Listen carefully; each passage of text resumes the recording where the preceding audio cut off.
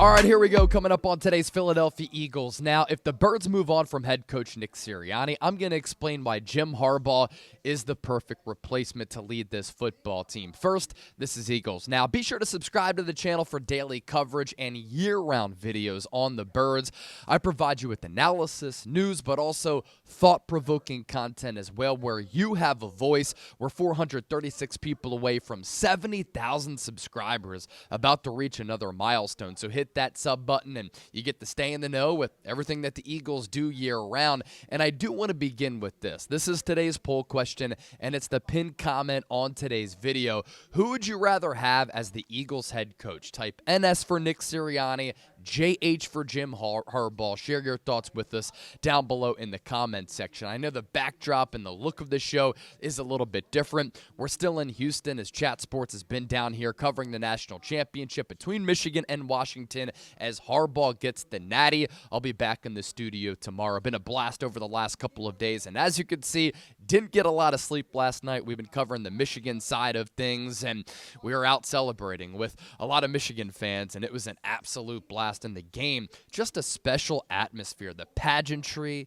the intensity, and just the feel of a college football game on that setting. A wonderful experience, and if you ever have an opportunity to go to a game like that where the stakes are that high, I certainly highly recommend it. All right, let's get into the show here. Is Nick Sirianni a dead man walking going into the wild card round of the NFL playoffs as Philadelphia set to hit the road to take on the Tampa Bay Buccaneers on Monday Night Football? I'll tell you this, there is not a team in the NFL playoffs with worse vibes than the Philadelphia Eagles, and it's crazy how quickly things have changed. Birds start off 10-1, and then they lose 5 of 6. And in the process of losing 5 of their last 6 games, Nick Sirianni has overseen a historical collapse. And the offense here is absolutely sputtered. Eagles are not moving the football consistently. Situationally, they are a mess. There's no explosive plays. Brian Johnson isn't calling enough running plays, which really is head-scratching considering the strength of this team is their offensive line. The pass game looks completely shook, where there's not a lot of creativity, there's not a lot of innovation. And there were so many explosive plays last year where A.J. Brown, Devontae Smith, Dallas Goedert were open and open consistently. This year, though, team seems to have figured out this Eagles offense to a certain degree. And because this Eagles offense has struggled, and because of the lack of creativity, the lack of pre-snap motion, the lack of innovation and adjustments, quarterback Jalen Hurts has gone from a player who last year took the league by storm, was second in NFL MVP voting, and as recently as taking down the Buffalo Bills in Week 12, he was the odds-on NFL MVP favorite, and now he just looks lost, where he has no answers either. And then with this entire team, specifically with the offense, you see a lot of turnovers, you see a lot of penalties, and there's a ton of miscommunication. What really bothers me, too, is that teams have been blitzing Jalen Hurts a lot, because the Eagles have failed to have any answers for when teams do blitz them. And as part of this offensive scheme, built in it, there are no hots, there are no checkdowns. There's not a security valve to make the job for Jalen Hurts a little bit easier. The offensive line communication has been really porous, and I think Hurts is to blame as well for not making the necessary checks and audibles at the line of scrimmage and knowing where to go with the football when teams send the house. And then you go to the defensive side of the ball. This isn't Nick Sirianni's specialty, but he is the one who made the decision to go from Sean Desai to Matt Patricia, and it hasn't reaped any benefits for this Eagles team. This defense is one of the worst units that I have ever seen in the history of the NFL, and I watch games consistently because I love this sport. So the job of Nick Sirianni and the coaching staff is to find answers. And right now, as the Eagles have dropped 5 of their last 6, they're not doing their job of finding answers to get the Eagles back on track. And because of that, it seems as though the players aren't trusting the message from the coaching staff. They're not trusting the coaching from this coaching staff. And then the coaches aren't able to come up with the necessary game plan to figure out how to get out of this rut. And now Philadelphia in the first round of the playoffs, they're going to play against a Buccaneers team that I think matches up pretty well with the Eagles. Tampa Bay likes to blitz a lot. third most in the NFL. They're also really good in the red zone, third in red zone defense. While Tampa Bay gives up a lot of yards, they don't give up a lot of points, and they blitz a lot. And Philadelphia, during this sputter, they haven't been good at capitalizing in the red zone, turning those drives into touchdowns. And they're also not good against the blitz either. Nick Sirianni was asked a very good question by Joe DeCamera of 94.1 WIP in Philadelphia on how the Eagles head coach is faring from a personal standpoint. And Sirianni said, quote, "Obviously, I'm pissed that we're in a little bit of a slump right now. Not a little bit. I'm really pissed. All my mindset is to make sure that we are doing the things we need to do to help us win the next game and not thinking about anything else." But here's the problem. Sirianni hasn't been able to do that during what has been a historical and ugly, ugly collapse. And I know right here on the program, I've defended Nick Sirianni. He's won a lot, and he's done some great things in the city of brotherly love. In the Eagles' first 3 years before Sirianni came to town in 2021, it got stale at the end of the Doug Peterson regime. They were 22-25. And the Eagles in the 3 years with Nick Sirianni are 34-17. They've been one of the most successful teams in the sport. But the issue here, too, on top of the coaching, is that it seems as though the players have seemed to have given up. And to have no pulse in a game in which you were playing for a lot in Week 18 against the New York Giants, that is really just unacceptable to me. And Sirianni can't put a scheme together like a Sean McVay. He's not a play caller or a play designer like Kyle Shanahan. So what is his specialty? And when he does have a good offensive coordinator like Shane Steichen, he might be here a couple of years. I kind of give it that 1 to 3 year window, but you get that good OC in an offensive-laden era in which teams looking for head coaches are looking for the next offensive mastermind, and that OC then leaves, and then you have to restart this process, and Philadelphia might have to restart the process once again if Sirianni wants to move on from Brian Johnson. And that brings me to my dream hire if the Eagles were to move on from Sirianni. And right now, I don't believe that they will. But if they have an ugly showing against the Buccaneers, they might be looking for a coach. And there are some good coaches available. A Jim Harbaugh, a Mike Vrabel, maybe a Bill Belichick. I know my boy Jack Fritz, WIP, has been talking about that. And we're going to talk about Jim Harbaugh coming up here just around the corner. But we circle back to the poll question that I hit you with at the start of the show. If you didn't get your votes in, get them in right now. Who would you rather have as the Eagles head coach? NS for Nick Sirianni, JH for Jim Harbaugh. Today's show is sponsored by Game Time, by the way. You can take the guesswork out of buying tickets with Game Time. Download the app, create an account, and if you use the code EaglesChat, you get $20 off your first purchase. I know there are so many ticketing apps out there. Game Time is my favorite because you're guaranteed to get the lowest price, especially as these events get closer. And you also get the vantage point from where you'll be sitting and the price point for where you'll be sitting as well. We went to the national championship last night. We didn't get tickets until the last minute, and what did we do? We downloaded the tickets on Game Time. We sat 100 level with a lot of Michigan fans. The atmosphere was raucous, and we were able to save $20 off using the code Eagles Chat as well. So we'll put that link down below in the comment section and in the description of this video. You don't just have to use the app to go to a football game. You can use it for concerts. You can use it for comedy shows, which I also like. So check it out. Game Time. Today's sponsor for Eagles Now. Let's get to Jim Harbaugh here. And I know that this is far-fetched, but I do want to have this conversation here because you think about this Eagles organization. Ever since I've known them, with Jeffrey Lurie as owner, they've been aggressive. And they've gone all in on trying to win. And why I like Harbaugh, he's won everywhere that he's gone. 50-29 at Stanford, won an Orange Bowl and a Citrus Bowl. It's not the easiest place to coach, and it's not the easiest place to win because you do have restrictions for who you can recruit because it's an academic institution. And at Michigan, 89-25. Over the last couple of years, Michigan, who could not beat Ohio State for well over a decade, is now owning Ohio State. And he's making Ryan Day look like a fraud. And last night, what happens in H-Town?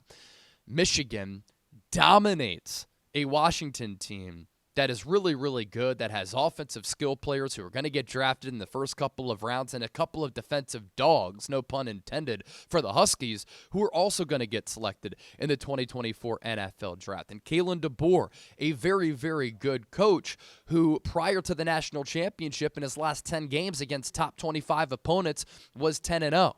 And Michigan was able to run for 170 yards in that first quarter. The game got a little bit close because I thought Michigan got a little bit conservative, but then Michigan was able to win by overpowering Washington with a level of physicality that I really like and pro-style schemes.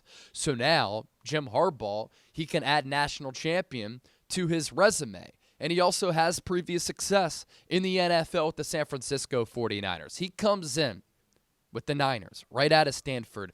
They have success, high-level success, right from the jump. And Harbaugh, short stint with the Niners, 44-19. He goes 13-3 in year one. And they were awful before Harbaugh came to town. And then 11-4-1 in year two. They win the NFC. They make it to the Super Bowl. They lose that thriller to the Baltimore Ravens. And then he goes 12-4 and 8-8 after that. He goes back to his alma mater in Michigan. Took some time for him to get that program on the right track. But what's the theme here? He can build up programs. He can build up teams, and he wins very, very quickly. And being around him over the last couple of days here in Houston, interviewing him, interviewing his players, interviewing the coaches on his staff, Jim Harbaugh loves ball. And that would resonate with the city of Philadelphia. Players love and respect him. His coaches love and respect him. And he's always so buttoned up. And he's on top of minute details. And this Eagles team, they're so sloppy right now, they're not on top of those aforementioned details. And he kind of gives you this level of intensity that I think the Eagles need right now. Javon Hargrave went on a podcast. He had great success with the Philadelphia Eagles, but he said there's a big difference between the Eagles and the 49ers. You know, the Eagles practice like they're the Golden State Warriors. It's really laid back, whereas the 49ers are like the Miami Heat. That's not going to fly with Jim Harbaugh. He's intense. He's a very curious thinker. He's very innovative, and I think that plays at every level of football. And his teams play with the level of physicality that I really, really like, and his offensive and defensive schemes have worked at every level. And most importantly, they are pro-level schemes, which just won at a very high level at the college ranks. Harbaugh has also maximized his talent and is very good with player development. Alex Smith, Colin Kaepernick, and others at the NFL level. He's been able to build up and maximize quarterbacks despite their deficiencies. Alex Smith had a lot of weaknesses. Colin Kaepernick was a limited quarterback as well. Team started to catch on to the RPO. He didn't become as successful, but then Harbaugh is able to go to Michigan, and he's able to win with a couple of different variety of styles of quarterbacks. And you think about how Harbaugh's been able to build up this Michigan program and how they were able to win this year. And this is a great example of how Harbaugh has been able to maximize the players on his roster. Michigan, as a team, had an average recruiting class outside of the top 10 the last 4 years. And their talent composition this year was 14th in college football. They had only 2 5-star players on their roster. And these types of details, these types of facts provide a tremendous boost to a whole sport as other teams look at how Michigan is kind of building up that program, but it's also a good example of how Harbaugh's been able to maximize all of the players as well as the coaches on his coaching staff. Harbaugh wins, he wins big, he wins consistently, and he develops coaches, and his drive and his push to win is so evident in just spending a couple of days with him over the last couple of days. He's an offensive mind, but then you also look at what his teams have done defensively. Those Niners teams with Vic Fangio as defensive coordinator were some of the best defenses since the turn of the century. And at Michigan, he's had some really physical and dominant defenses as well. You know, Mike McDonald was his former defensive coordinator, and now he is crushing it with the Baltimore Ravens. He's always had a great coaching staff, and that was clear, I think, last night against Washington. Kalen DeBoer is a really good coach. But Harbaugh's assistants, I thought, were able to win out with the play in that secondary, with the play along the trenches, offensive line and defensive line, and I thought that Washington was overpowered and overmatched to a certain degree there. And Harbaugh also, we know, big brand head coach for a big brand organization. That's what the Philadelphia Eagles are. And you go back to Harbaugh's defensive units. Jesse Minter is now their new defensive coordinator. He put the clamps on a Washington team that came in averaging 37.5 points per game and 473 yards of offense. And Michigan has the number one defense in all of college football. And Minter, they hold Washington in the best offense in college football to 13 points, and they force 3 turnovers to win the national championship. So you have McDonald, who's gone from Michigan to the NFL, success there, and then Jesse Minter, who also has NFL experience with the Ravens as a DB's coach. His defense is now succeeding at the NFL level. So you hire Harbaugh, and he can bring Jesse Minter with him. So you get a really good coach, and then you get a really good coordinator, and you know he's going to get OC right, and he's going to find a way to figure it out. And that Michigan defense is the hottest scheme in football right now, college and the NFL. What's an issue with Philadelphia? They can't get the defense right. And they lost the Super Bowl last year because that defense had lapses against Andy Reid and Patrick Mahomes' creative offensive minds. And at the high levels of the NFL, you're going to be going up against a lot of creative offensive minds. Jeffrey Lurie and Howie Roseman, to kind of round things out here, they are aggressive. And you want to be aggressive? You want to be a Super Bowl contender every year? You want to win big? Jim Harbaugh is your guy if you move on from Nick Sirianni. And Harbaugh, I think, would fit well in Philadelphia as the big name for a big brand in a division where you're playing a lot of primetime games for a team that has a lot of primetime draws. I don't think it's going to happen, and other teams are probably going to have more of an inside track at Harbaugh if he does decide to jump to the NFL. But if the Eagles lose in the first round, and they do keep Nick Sirianni because of the success that he's had, and I don't blame him for that because Sirianni's done some great things here, it's going to be a weird offseason. He's going to have to overhaul his coaching staff because the message right now is not getting across to the players. And then the pressure next year, if the Eagles start slow or if they lose, it is going to be huge, and Nick Sirianni will once again be on the hot seat. So just wanted to hop on the mic here from Houston at the College Football Playoff Media Hotel and just relay some thoughts about if the Eagles were to move on from Sirianni, Harbaugh is the guy. I'll be back in the studio tomorrow, Wednesday. We're going to be going live on Eagles Now, so make sure you hit that sub button, turn on those notifications. Therefore, when we push out a video or when we do go live, you will be notified.